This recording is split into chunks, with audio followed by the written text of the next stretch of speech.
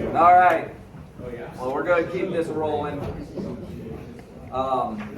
We're coming to you from DC. We are program CG-1113. We work for Mr. Adams, who is the manager of the Culinary Services Division up there at headquarters, and for the fleet out there. So we are kind of up there as your prize fighters at headquarters, getting all these initiatives pushed through, working closely with SPL, and trying to better the fleet and get the fleet healthy by getting them the tools that they need to do the job properly. I know one of our biggest things the whole time I've been in the Coast Guard, and it's been driven into us, is to be able to do more with less. And that is something that we need to get past and quit trying to operate that way. And we're up there trying to get you what you need to do the job properly with the proper tools. So one of the biggest ones that we're hitting on is personnel, right? The Commandant's 100-day plan. A couple of big initiatives that were being pushed with that were the lateral entry and the billet banding. We were actually pulled into both of those working groups to come up with a plan on what that looked like. We initially weren't even slated to be considered for either one. But through our innovation and the way that the CS rate works and everything that we do, as great as the people that are in it are, we already had the plans marching forward. So they kind of gleaned everything we were already creating to create these two initiatives. And with that, they're both sitting right now waiting for the last signature. So neither is policy yet, but they should be soon. So, sometimes these policies get shattered with that last signature. So I know some people are hoping and dreaming. Keep that alive. We're hoping and dreaming too that these signatures are pushed through and that everything is good to go on these initiatives. So Mr. Warnicki talked to the billet banding. That is setting up with its last signature waiting to happen. One of the biggest things that our office has been working on is lateral entry. And I know Petaluma here, the A School has done a fantastic job of designing what it's going to look like for the CS rating. The crosswalk that was created is fantastic. It's looking at everything we were talking about in the applicant from the outside. The junior members had a little bit of concern thinking that it was going to steal their advancement to E6 by bringing these guys in. And that isn't even on the docket of an option right out of the gate, right? We have a stopgap for that. We have a 2-year seat time requirement. And during that first 2 years these guys come in, they're going to be at a land unit. The land unit that they're probably going to be put at is one of the CSAs. We have a tiered entry system, and that tiered entry system that the AO sat in on that meeting on has kind of a stopgap to make sure that the applicant is matched with a leader, not a unit, right? We have a lot of former instructors that are leaving this A school that are out there running stations now too, and galleys and sectors and bases and all of this stuff. That leader makes a great spot to drop the lateral entry candidate. So the idea is that it's a recruiting tool to get these guys in that have that 2-year degree or that 4-year degree or that certificate program that went through the Greenbrier apprenticeship program and got their certification leaving there. We're trying to grab those guys, and there's no reason to retrain what's already been trained, right? We've done the crosswalk. We see that our training is matching what that degree option already has. So why retrain what's been trained? Where we are missing, and we've identified those, are some of our cleaning RPQs and some of our paperwork. Like our paperwork is bizarre from the outside looking. Like no business is running paperwork that way. So trying to take all of that business school that they've learned about making money and train them to make zeros instead. So all of that will be done from that instructor or that unit that they're going to be stationed at to get those pracs done. There's that 24-month window to complete everything they need to be ready to advance to E6, and then they'll be worldwide deployable. But like the guy working next to him, it's getting you that body so you're not doing 2 jobs anymore. We're going to get you somebody that's trained, ready to go to the fleet, right next to you, doing that job. take the pressure off of you, get them ready to be worldwide deployable, put them through the bluing process, bring them into the culture of the CS raid and the Coast Guard, and turn them out to go do great things underway. We do have a new insignia as well. We have routed that up. I'm pretty sure that's kind of made a little bit around. If not, we'd be more than happy to share that with you. That's been routed up. Chief Toler. Yeah, so basically the idea about it, it follows the Commandant's 100-day plan, recognition of our people, recognition of communities. So we had a working group up in DC, and what we kind of figured out was, why not have something that's for us? What's our biggest thing? FSO, right? So we have our Cutterman's pin. That's how we identify most, where you've been as a CS. But let's see what you've done. So the proposal we threw up there was a pewter pin, right? So if you get FSO qualified, you get the competency code CS-17, CS-18, you get the pewter pin. Kind of like boat forces with an advanced boat forces pin. If you have 5 years as an FSO, you have both qualifications, and you've served a tour on PBA and PI, you get an advanced FSO pin. They put a gold leaf in the middle of it. So we can recognize, junior members can recognize who they're going to, what they serve, and where they've been. That's the idea right now. We're throwing it up. We're one of the only ratings that even threw up some sort of insignia. We've actually, you sent one up too as well, right? Yeah, so we have 3 options going up for the SEA program as well as the FSO insignia. So we got that one going up, and all the other ratings are calling us and asking how we arrived at a decision so fast. We just moved. We just moved. We have no time to wait. Some of the other big initiatives, lifetime CS financial system. With SPL, I mean, Mr. Winston, how many years have we been working on that? 4 years, trying to identify which way to go. What's that? 7 if you count the time we started. Sure. So where we're at right now is we identified a lifetime financial system. It's through Military Sea Lift Command. So it's a DoD program, but Military Sea Lift Command operates very similar to the way we operate. Small crews, DLA, everything like that. They customize their own menus. They're running their own inventories through their steward program. So it's very similar to what we do. The nice thing is it's not like DFAM, so it's not the whole, load this program up that's a civilian program that doesn't work with our firewalls and everything underway. With a government off the shelf, we're good to go with that. It's an application that is loaded to the computer, so it's not like the cloud that everything's going, and you can't use it underway. You need zero connectivity to do paperwork. Whenever there is connectivity, it will shoot the information back to SPL, FinCEN, central hub, wherever that is, whatever's located. And then we can monitor everything. It's not going to be like Big Brother, but we can see everybody's inventories, and it'll help us kind of keep up, with product line from program perspective. If units aren't out there doing what they're supposed to be doing, we can see it and we can help them. We can make contact before there's a problem, not waiting until the problem happens. One of the tools that program has is you can push an inventory on a unit.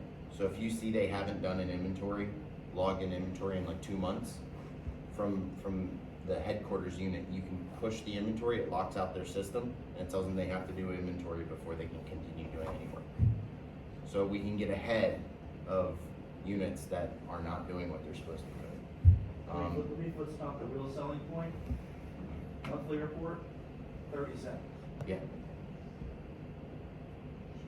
If I can't get buy-in from you, or monthly report in 30 seconds, then you can't buy into the system at all, because that's how long it takes. And it's a dashboard system, so instead of how we do in Excel, working off of the actual forms, it's more like, any other major system. You're working in dashboards. You're just plugging in the information you need. It extracts everything, puts it on the forms where it needs to go. You hit the button, it PDFs it, and you send it for signature. Done. So it's going to be one of those things that, you know, like the commandant's stated, we got to start thinking differently. We can't hold on to the old way of doing stuff. We have that Legacy 2 program. It's what we've all grown up with in the Coast Guard. But once this thing goes live, it's going to get us from behind that desk out with those junior members, helping train them and mentoring the next generation that's going to come behind us. It's also going to help units be able to help other units. If we need to move inventory because a ship's going into dry dock, we can identify and push that inventory out instead of just being like, I called this ship next to me, they didn't want it, so I'm trashing it. The other nice thing about it is, as the FSO, you own your system at your unit, so you set up roles for your members under you. So you can say, hey, the CS3, they only have access to input rations for now, until I train them to do something else. Or the Jack the Dust only has the ability to move stuff out or into inventory, but they can't touch anything else. And then it also gives the command a viewing authority. So they can just open it up anytime. So they don't have to always continually ask, like, where are we? Just log in. Transparency, it's their galley at the end of the day. We just operate. So it gives us a lot of tools to work. Like Senior said, the inventory piece, that was big for us. I know when Mr. Winston was on the call, when we found that out, that they could see a unit's inventory and they could create the moves for the unit. That's big. Like, we can help cutters pulling in. You know, you're pulling in with excess meats or excess, you know, produce and things that are gonna go bad. We can identify it early, push it to the next unit that's about to get underway, let them know, hey, you don't need to order these items. We got it coming for you. We stop surveys, we stop waste. So that's where we're going. It's sitting with CG6 right now, waiting on testing. It just keep getting bumped to the bottom. They of the keep list. saying we're not a priority. We're talking to a lot of senior leaders. Why is that being discussed with the admirals as well as part of the retention type things? Is Yeah, that- so this has come up in a lot of working groups as a small part of a bigger plan. But it is one of the cogs in the machine that needs to change to kind of bring all this other stuff online. 'Cause that's the only So- thing that's gonna move it up on a priority on that list. Correct. Yeah. So we even have buy-in from Cutter Forces wanting to push this up now too. So Cutter Forces is getting on board with updating our inventory system. So to add on to that, there's a parallel effort. The military CLIP version of this is us getting to that mentality and mindset more quickly, because we know it works. Two, in parallel with that, the Coast Guard is moving to a system called Noble and NOS, which is a larger logistics information management system, which is parts and everything. So it's the other side of the community that is moving in a parallel effort. And our MSC folks who are down the street from SPL in Norfolk, we've engaged with their folks for several years now. We're making sure that MSC pushes their same requirements from their system, their food service system, into the Noble and NOS system. Because MSC is actually part of the Navy. They're making sure that those requirements aren't lost, and we're doing the same thing. So in this bigger picture, where they're talking a lot of computer gobbledygook, and that is the best term, because you'll start drooling after about 30 minutes on the phone call. We're making sure that those food service elements are embedded in that larger system that the Coast Guard is definitely going to. So when we move to that, the CSs will actually be ahead of the game, because we're already following the best practices and procedures to get that system. Once Noble NOS is kicked in, probably within the next 3 years, it'll be as seamless as seamless as it can be, because the process is already being embedded. Correct. The only other thing I have, Rednour Awards, that is waiting on signature from the Admiral, of course, right at the Again. last minute. She wanted to make one word change, right when she needed to sign it and send it to directives for posting. So I had to reroute to eliminate one word, and that word was Yorktown.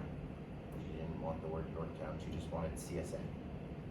So, one of the big things, y'all are here at Petaluma.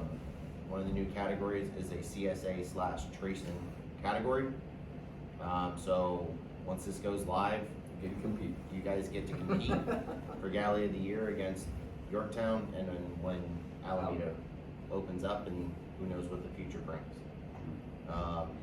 Because you guys do a great job. You are running an organic dining facility, so there's no reason that you shouldn't compete. And all the categories got re-racked. Yes, so all the categories got re-racked. Well, underway stayed the same, small, medium, large, no change there. Easy to identify. Yeah. What's a Land units, medium, a short? we got rid of that, right, a long time ago. So now we're gonna go by unit type. Station category, sector category, base air station category, CSA TRACEN category. Keep it very easy to understand where you fall on that. The next part is CS of the year. We are adding 2 new categories to that. We're gonna have a junior CS of the year. That's gonna be a E4 or E5 non-FSO. But it's hard for an E4 or E5 that's not an FSO to compete for Galley of the Year against FSOs that are E5, E6 out there doing the job. So we want to recognize those junior members that are really doing a good job, duty cooking, Jack of the Dust, running, say the Polar as a second, running a shop like that. I mean, Being a that's fantastic apprentice. Like, Yeah.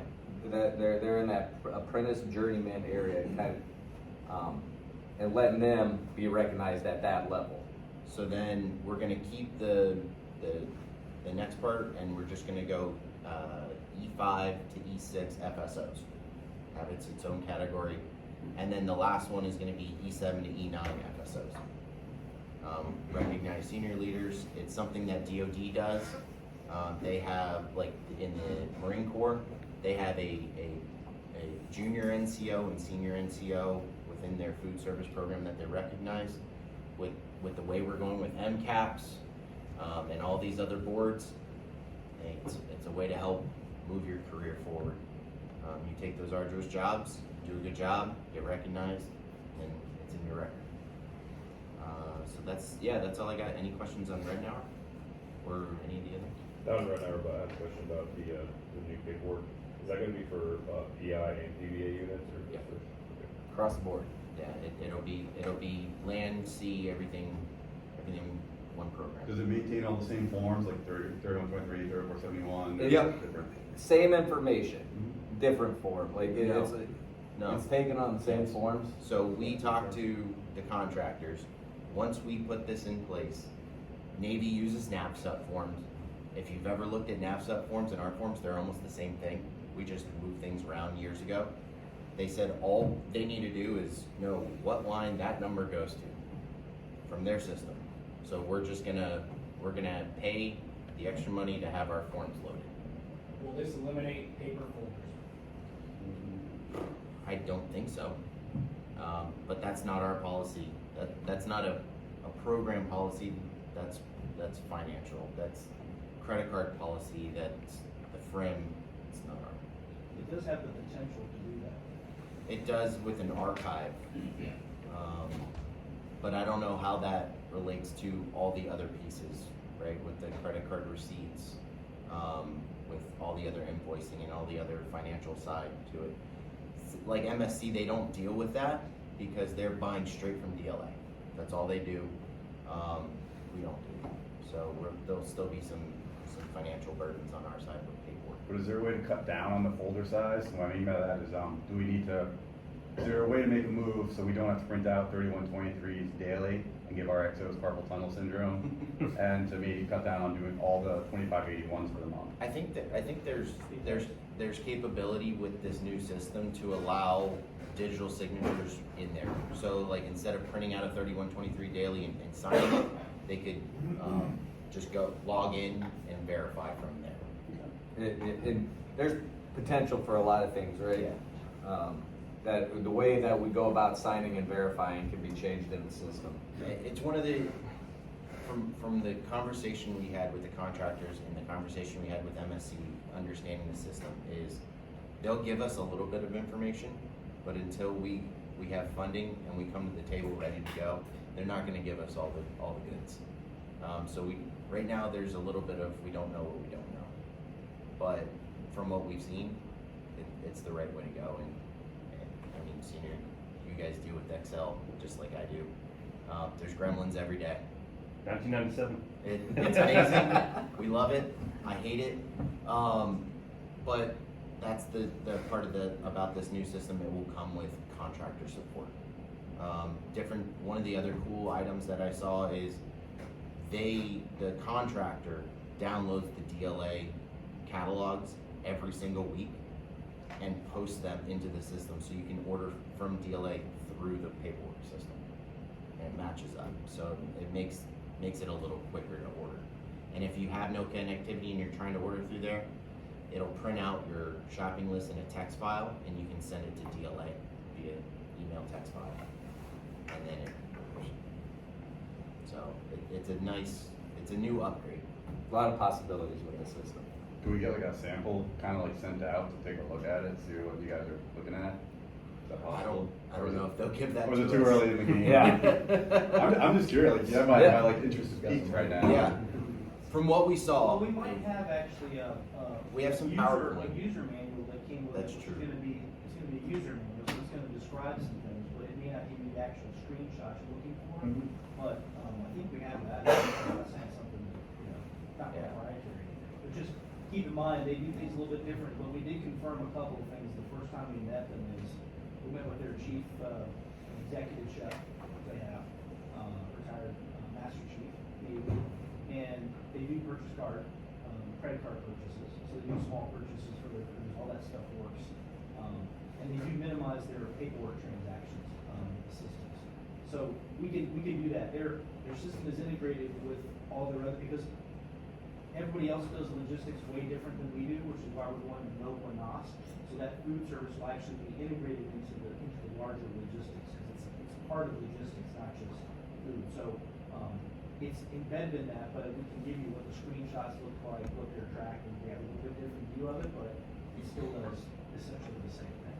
We have a user manual. I think it does have some of those in there. So Yeah, and one of the nice things I liked about it when we were looking through was it differed from DFAM in the fact that you still, as the FSO, as the unit, you still control your paperwork. There's no lockout.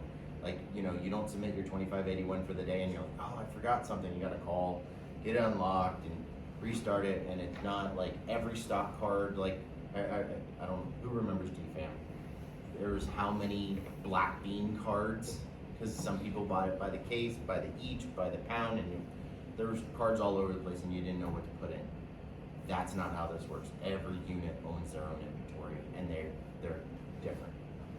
So we're excited about it to move out of the Excel age. Yeah, a couple other things that we are working on. So we have put up the Eagle RP resource proposal. We have upped that shipped by 4 billets, so it's getting 2 E4s and 2 E5s as of right now. That's part of a larger package, so we're waiting for that whole resource proposal to move all the way up and get signed for those billets to be created on that ship. As far as the advanced culinary schools and working with the NRA, those partnerships are still open and operating. The biggest thing that we've run into is funding issues. We have a meeting next week or later this month. Senior Chief Roars and I sitting down with ForceCom figuring out why we're not getting the funding for the seats that we have allocated ourselves for to the Army. So currently we have 10 seats in advanced culinary, 6 seats in the EA Corsair, but we only have funding for 5 combined. So we're using a lot of the stuff that Master Chief Swinson was talking about as far as people putting in the packages, putting themselves out there, applying for these things, trying to go to the culinary team, putting in for the SEA program, putting together the Galley of the Year, CS of the Year, all of those names, everybody that's encompassing those packages, those are the names that we're trying to then, when these schools come up and pop up, those are where we go to find who's interested, who's motivated enough to put in a package, should be the person who is getting something for that motivation. The other part of that is those packages tell us not just what members are motivated, but who has command support, right? So if we pick up the phone and we say, hey, CO, can we take your cook away for 2 weeks? they've already put in packages saying they're willing to let their people go get training. So it makes this fast. And one of the problems is we get these calls, senior or Master Chief, when we were there, they're like, we need people in 2 weeks. We need 2 bodies in 2 weeks. We're like, where do we pull from? So that's why we go to these lists. So if you have people that are interested, have them put in packages. Just because It they opens may up have not opportunities. have gotten the one that they applied for, doesn't mean that they're gonna be overlooked for opportunities that are coming open. There's just too much to reach from and too much from these commands that no, my guy can't leave, no, I only have one, no this, no that. We have a list that already has a partial yes. So it's easier to get to a complete yes off of that list. So as long as your guys and your commands are backing the initial package, we got a partial yes for when these onesie, twosie trainings pop up to draw from. And then touched on the manual. And last thing I will do is I can open up the floor to Mr. Adams to give his little spiel about program, and that'll be it for us. Hey, thanks a lot, Chief. Good morning, good afternoon, whatever.